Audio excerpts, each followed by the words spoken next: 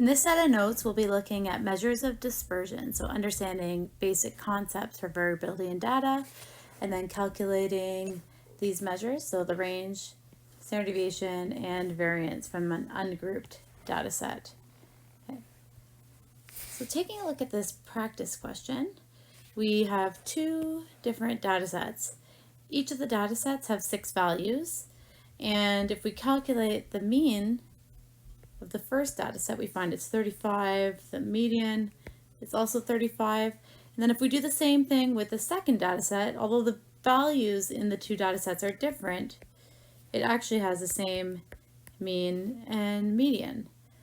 So it's helpful to look at the measures of dispersion as well as the measures of central tendency, because there are times when the measure of central tendency doesn't tell us anything different about the data set. So these two data sets are not the same, but they do have the same values for the mean and median. Okay. So the spread of the actual data can be quite different, even though the mean and median are the same. If we look at this graph here, you can see two different data sets. The first one, you can see if we show the one with the larger spike. So this data set has a mean that is indicated on the x-axis here. This is x bar. And the mean of the data set in pink is actually the same as the mean of the data set with the green. So same as the examples above. The mean is exactly the same for these both two data sets, but you can see that there's a lot more variability, more spread in the data in the green line as opposed to the data set in pink, which is more clustered towards the mean.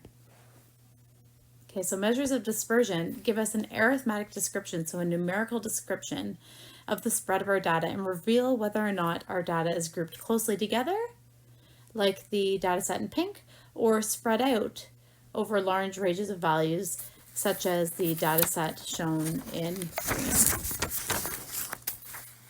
So in this course, we're going to use 3 different measures to describe the dispersion of a data set, and they are range, variance, and standard deviation.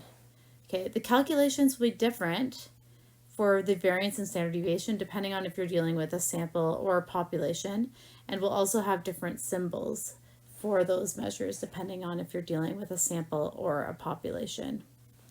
And I'll do a little summary at the end of the notes about summarizing which symbols are used for which measure. Okay, so let's discuss the 3 measures of dispersion now, looking at our range. The range is one indicator of dispersion or spread of the data set, and it's the simplest measure of dispersion, where you take your highest value and subtract the lowest value from it. So it's the difference between the max and min values. From the following data set of 36 cybercrimes, 36 police stations, cybercrimes at these incidents reported by these police stations, we can calculate the range by taking our max value and subtracting our minimum value from it. If we scan our data set, you'll find that the max value is 98 and the minimum value is 12.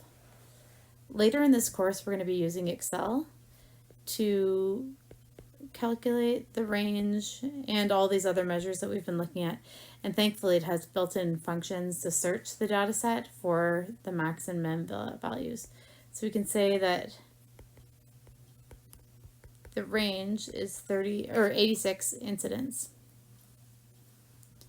Okay, so now we're going to touch on the standard deviation and the variance together, because you calculate the variance using the standard deviation, or vice versa. Okay, so standard deviation is the most common statistical measurement of dispersion. So much like the average or the mean is the most common measure of central tendency. A standard deviation is that most common measurement for dispersion. And it measures the extent to which the data deviates from the mean. Okay, so standard deviation is used to determine the spread of the data, the consistency of a variable, and find the number of data values that fall within a particular value. That's what we're going to be looking at when we get to normal distribution. Okay, so some statistical formulas require the use of the square of the standard deviation or variance, which is also a measure of dispersion. So if we take our standard deviation and we square it, that gives us the variance. So if the values are far from the mean, then the standard deviation and the variance becomes large. Whereas if our values are all closely centered to the mean, then the standard deviation and variance will be small. Okay, it's really important to remember that. Also, the units of the standard deviation will be the same units as your data set, whereas the units of the variance will be the units of the data set squared. Okay, so we tend to use standard deviation as it has the same units as the original data set, whereas the variance has squared units. Okay, and that tends to hold more of a theoretical importance to generate statistical formula versus actually holding a physical measurement with the same units as your data set. Okay, so different formula are used for the population and the sample set. So here's a little summary of it. We use sigma squared and sigma to represent the variance and standard deviation of the population, whereas we use s squared and s to represent the variance and sample standard deviation for the sample. Okay, so this is a Greek letter, sigma, okay, and S is just S. And remember, this is mu.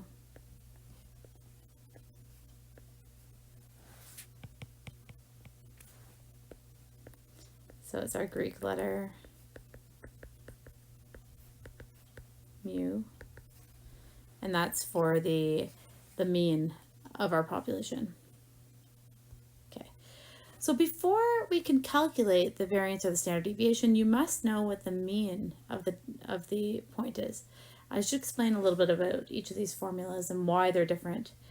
So looking at our variance, you take the sum of the difference between each of the data sets, each of the points in the data set, and the mean. Okay, so just to dissect this, let's start on the inside. So you take each point in your data set, you subtract the mean from it, then you square its value, and then you're going to repeat that process for every single point in your data set. And this uppercase sigma tells us to add all those totals up. Then we're going to take that sum and divide it by n, which is the number of points in the data set. That gives us the variance. And then to calculate the standard deviation, you take the square root of the variance. Okay, so once we have the variance, you find the standard deviation by taking the square root of it. Whereas you'll notice in the formula for the sample, we divide it by n minus 1. And that n minus 1 is there, so we don't underestimate the variance and standard deviation of the sample when we want to make inferences from the sample about the population. Okay, so we use n minus 1 in our calculations, which means that your sample standard deviation of variance will always be higher than if you made the same calculations using the population formulas, because you're dividing by a smaller number. Okay. So let's look at making a manual calculation. I always like to tell students, we're going to make you do this at least once, and then after we go through this process once manually, I'm going to show you how to use your calculator, and then next week we'll also look at using Excel to calculate it. Okay, so using the data set 4782, and those values appear here, we want to calculate the standard deviation of our data set. Okay, we're assuming that it's population, and since it's population, we use mu to represent the mean. So since it's population. Okay, if we enter all these values into our calculator or add them all up and divide by 4, since there's 4, then we get 5.25. Okay, now we want to calculate the difference between each of the values and the mean. So let's fill it in for the first one. So x minus mu is 4 minus 5.25, which is equal to negative 1.25. Then we have 7 minus 5.25, which is positive 1.75. So this gives us the distance from the mean. You'll find that if you get a negative difference, that means that your value in your data set is less than the mean, whereas if it's a positive value, then it's higher than the mean. Okay, so calculate each of those. Even pause a video, make sure that you can calculate them all yourself and go through this exercise. Now, in the third column, we square the difference between the point in your data set and the mean. So we square the second column. And for the calculation of the standard deviation, we need to add them all up. So now we take the sum of all those values, which gives us 22.75. Okay, now to find the population standard deviation, you take the square root of 22.75 divided by 4 in this case, because we have 4 points in our data set, and you end up finding that it's equal to 2.3848480004. Okay. So presumably now, if we learn how to do this on our calculator, you should get the exact same answer. And that is what will happen. Remember that if you are calculating the standard deviation or variance of this data set and assuming it's a sample, that you're not going to divide by n, you'll divide by n minus 1. So we would have divided by 3 in this formula, and you'll get a higher value for the standard deviation. On the next page, it goes through the steps. So it goes through how to figure out how to put your calculator into stats mode and to record the method. So once you figure it out on your keys of your calculator, sort of keeping track by filling out this chart. And as I said in the last video, I encourage you to review the information that we have on using your calculator for statistics mode, but also referring to your calculator owner's manual, and also looking at videos on YouTube of how to put your calculator in stats mode and calculating the sample standard deviation, the population standard deviation, the variance of each, as well as the mean of each. And if you are having difficulty using your calculator, send me an email. Let me know what type of calculator you have and what difficulties you're having, and I can help you out with it. Okay. So looking at some practice questions, we have data set. It's 10, 20, 30, 40, 50, 60, and we want to calculate the standard deviation of the following numbers. It says standard deviation and variance, so we'll do both. And it says assume that it's a sample. Okay, so we know this is actually the same example from the front page. The mean is 35, and when you calculate the standard deviation, we get 18.708288693, which you are going to round to 2 more decimal places than the mean, and those rounding instructions are below here. So rounding rule, if necessary, provide 2 more decimal places in your final answer than was present in your original data. So because our original data set has no decimal places, we're going to round to 2 more decimal places than was given in the original data set. Okay, now, so that's our standard deviation of the sample. Now our variance of the sample is s squared, and it is 350.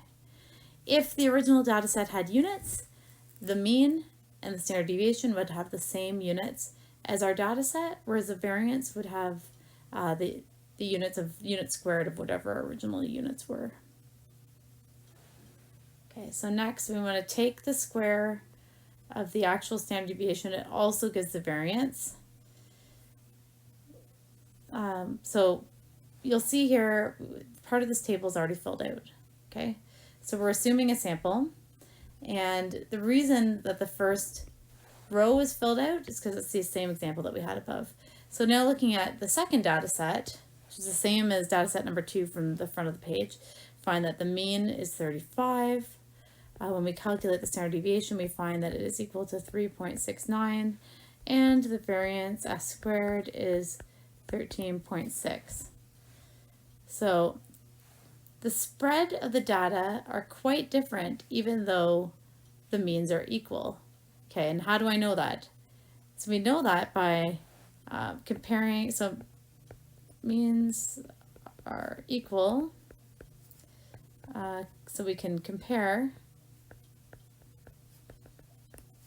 the spread of the data set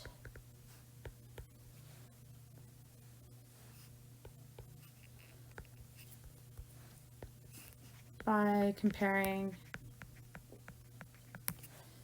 the mean, or sorry, the standard deviation or the variance. And since data set number 2 has a lower standard deviation,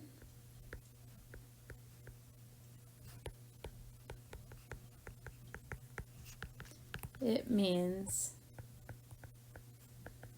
its data set is less spread out. So less dispersion, or we could even say, better than saying less spread out, would maybe be to say that its data set is more consistent. Okay, so anytime you calculate something and compare it, it's good to look at the original data set and say, does that even make sense? This is where critical thinking comes in, and really being able to decipher whether or not the calculations you made hold relevance and significance when you actually look at the data set. So looking at data set number 1, you can see the values are all over the place. They jump by values of 10, even though the mean is 35, they're quite spread out. Whereas in the second data set, the values are all grouped pretty tightly around 35, and it has a much lower standard deviation. So we are able to say that the data set is more consistent.